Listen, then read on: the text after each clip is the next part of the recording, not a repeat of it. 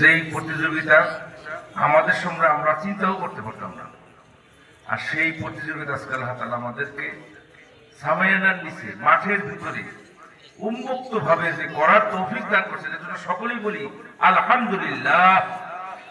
আগামীতে যেন আল্লাহ পাক রব্বুল আলামিন আমাদেরকে এরকম ভাবে উন্মুক্ত ভাবে কোরআনের প্রতিযোগিতা না, আজকে তো আমরা প্রতিযোগিতা দেখাইছি, কোরআন আল্লাহ তাআলার জমিনে প্রতিষ্ঠিত করে দেখাই এক এবং এক হইয়া দিনের কাজ করার তৌফিক দান করে। আপনারা জানেন আমি হাত পাখা মাখা দাঁড়াইছি জাতীয় সংসদ নির্বাচনে, আপনাদের কাছে আমি এই ইটা পৌঁছে হাদিসের সিদ্ধান্ত অনুযায়ী। ফলে আমরা একটা বরকতময় রহমতের পরিবেশে বসবাস করতাম। কিন্তু কিছু মানুষের লোভ, পদের লোভ, ক্ষমতার লোভ ইত্যাদির কারণে আমরা আমাদের শাসন ক্ষমতা হারাই। আল্লাহর আযাব হিসেবে